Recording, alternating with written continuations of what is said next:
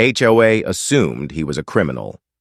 But 42 seconds later, the police were standing at attention, saluting him.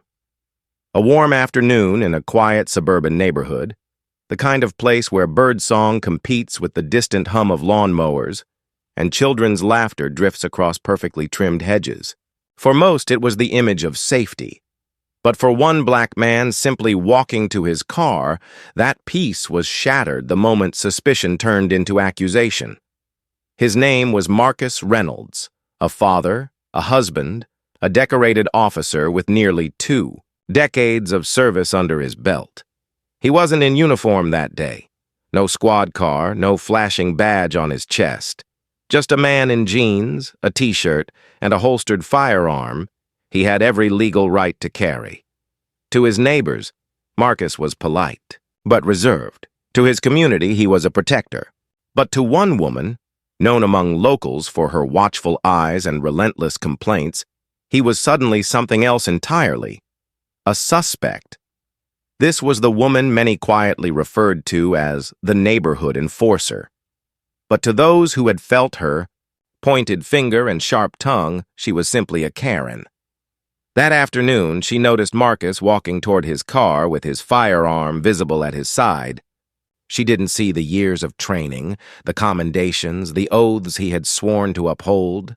She didn't know the man who had pulled children from burning homes, who had talked down desperate souls from the edge of despair. No, she only saw his skin, and she saw a gun. And in her mind, that was enough. Her phone call to the police was frantic, laced with fear she had manufactured in her head. "There's a black man with a gun. He looks dangerous. Come quickly." Her words carried weight, because history has shown us how often such calls ignite tragic consequences. Marcus, unaware of the storm brewing just blocks away, slid into his car, adjusting the seatbelt, ready to pick up his daughter from soccer practice. He knew nothing of the voice painting him as a criminal, of the sirens that were already slicing through traffic in response to her exaggerated plea. Within moments, flashing red and blue lights pierced the neighborhood's calm. Tires screeched, doors flung open. Officers emerged with hands hovering near their weapons, eyes locked on Marcus. Imagine the confusion. A man who had spent his life running toward danger suddenly became the target of it. For Marcus, time slowed. He recognized the posture, the caution, the tension in their voices. He had been on the other side of this countless times, approaching unknown suspects, praying for clarity before chaos. But now, he was the one in the crosshairs. "Step out of the vehicle! Hands where we can see them!" Marcus froze for just a second, his mind racing. He knew any hesitation could be misread, any sudden movement could end his story not with applause, but with tragedy. Slowly, deliberately, he placed both hands on the steering wheel. His voice was calm, though inside his heart pounded against his ribs. "My name is Marcus Reynolds," he said firmly, "and I am a police officer. Badge in my back pocket. But words alone rarely dismantle suspicion." One officer kept his weapon drawn, his body tense like a coiled spring. Another cautiously approached, eyes darting from Marcus's steady hands to the outline of the holstered firearm. "Keep your hands visible, don't move." The situation hung by a thread, balanced, between perception and truth. Marcus knew he had to bridge that gap, and he had only seconds to do it. With deliberate slowness, he tilted his head toward his back pocket. "Badge is right there. Permission to reach?" His voice carried the unmistakable weight of training, the cadence of a man who knew exactly how high the stakes were. The officers exchanged glances, and the one nearest gave a short nod. Marcus carefully reached back, pulled out the badge, and held it toward the sunlight where it glimmered unmistakably. The silence that followed was heavier than words. The officers' expressions shifted from rigid suspicion to startled recognition. One by one, the tension in their shoulders released. Hands lowered, eyes widened. Then, in unison, their posture shifted from one of confrontation to one of respect. Within 42 seconds, everything had changed. The same men who had approached him as a possible criminal now stood straighter, their voices carrying something entirely different. And then, something happened that the watching neighbors would never forget. The officers saluted. In that gesture, the narrative collapsed. Marcus wasn't a suspect. He was a brother in uniform, a man who had served the very same system that had nearly failed him in those crucial moments. Yet the salute, while powerful, didn't erase the sting of what had just occurred. The neighbors who had gathered, whispering behind hedges and blinds, now stared in awkward silence. Some looked ashamed, others confused. The woman who had placed the call remained on her porch, her arms folded, her face flushed with indignation. She hadn't expected this ending. In her story, Marcus wasn't supposed to be the hero, but the truth had revealed itself, and it demanded to be seen. For Marcus, the moment was bittersweet. He had been vindicated, yes, but only because of a badge. Without it, how different might the ending have been? He knew the answer. Everyone watching knew the answer. Later, when his daughter slid into the passenger seat, still sweaty from practice and bubbling with stories about her game, Marcus forced a smile. He didn't tell her what had almost happened, not that day. She was too young to carry the weight of her father's reality. But as he drove away, the salute lingered in his mind, not as comfort, but as a reminder. The story spread quickly across the neighborhood, then the city, and eventually the nation. Headlines carried the irony, HOA Karen calls cops on black. Man with gun. Turns out he's a veteran officer. But behind those words was a deeper question, one that cut to the core of justice and perception. Why did it take a badge for his dignity to be recognized? The salute ended the confrontation, but it didn't end the conversation. It started one far bigger than the neighborhood had ever expected. News of the incident rippled quickly through the community. Neighbors who had only caught glimpses from their windows now replayed the story at dinner tables. Parents whispered about it at school pickups.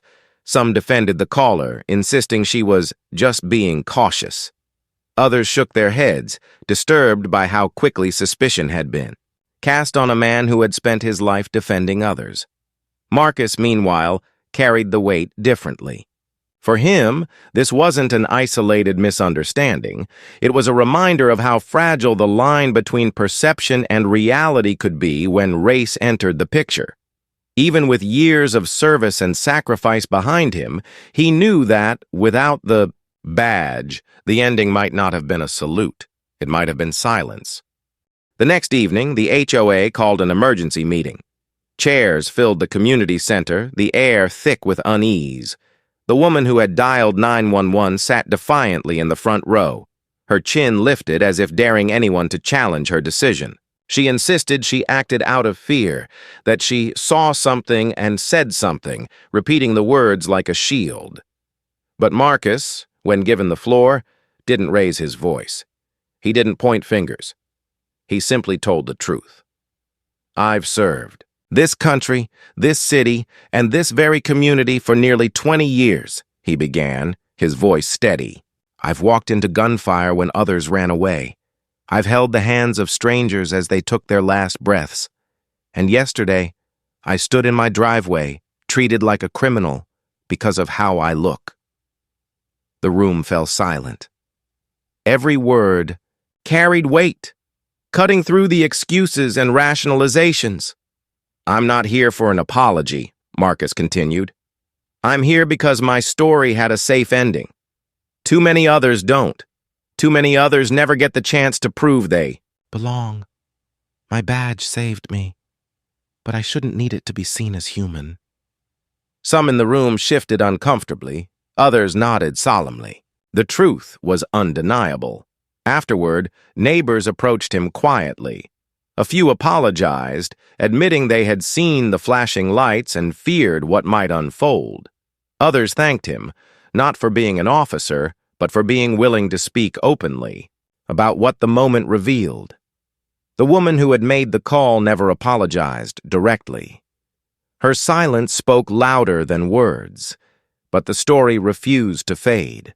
Local reporters covered it, framing it as a cautionary tale about bias and assumptions. National outlets picked it up, amplifying the headline's irony. But what caught the most attention wasn't the incident itself. It was Marcus's response. He didn't lash out. He didn't turn the moment into anger. Instead, he turned it into a mirror, forcing people to look at themselves, their instincts, and the dangerous narratives they carried. In the days that followed, Marcus spoke to schools, community groups, and even church congregations. Each time, he told the same story, not for sympathy, but for awareness. He wanted people to feel the pulse-pounding fear of sitting behind that steering wheel, knowing one wrong move could cost everything. He wanted them to ask themselves, why? Did the sight of a black man with a holstered weapon, legal and carried responsibly, trigger panic rather than trust? And slowly, people began to listen. At the precinct, his fellow officers rallied around him. Many admitted they had felt the same tension, walking the tightrope of being both enforcers of the law and targets of suspicion. They praised his calm, his composure, the way he diffused what could have escalated into another headline, drenched in tragedy. But Marcus didn't see himself as extraordinary. He saw himself as lucky, and that, perhaps, was the hardest truth of all. One evening, sitting on his porch with his daughter beside him, she finally asked the question he had dreaded.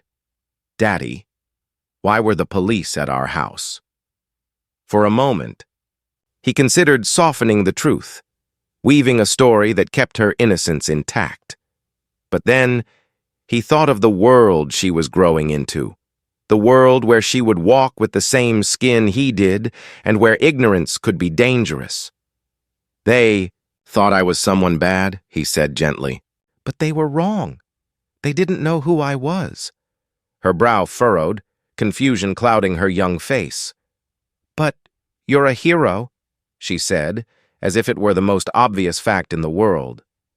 Marcus smiled faintly, the kind of smile that hides pain.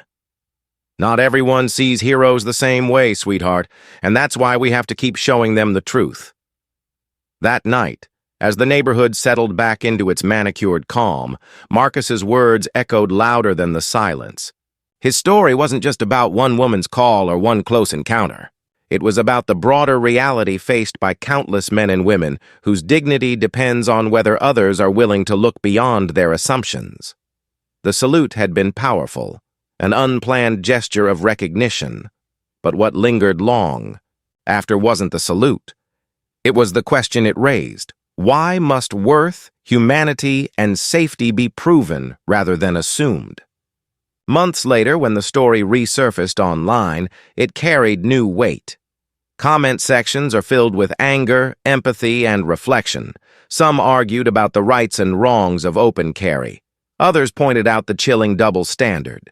But, for many, Marcus's calm strength in the face of humiliation stood out as a lesson in resilience. And for the community itself, change began to take root in small ways. The HOA introduced diversity and bias training for its members. Local schools incorporated conversations about perception and prejudice. And though one incident could not erase centuries of inequality, it planted a seed. Marcus knew his story alone wouldn't solve the deeper problems, but he also knew silence solved nothing. So he kept speaking, kept reminding, kept challenging. Because the truth was simple. Every life deserves dignity, without conditions, without badges, without explanations. And though the memory of flashing lights still haunted him at times, he held on to one vision. The moment the officer's hands lowered, the salute raised, and the world was forced to see him not as a threat, but as a man who had already spent his life protecting them. A man who should never have needed a badge to prove his worth.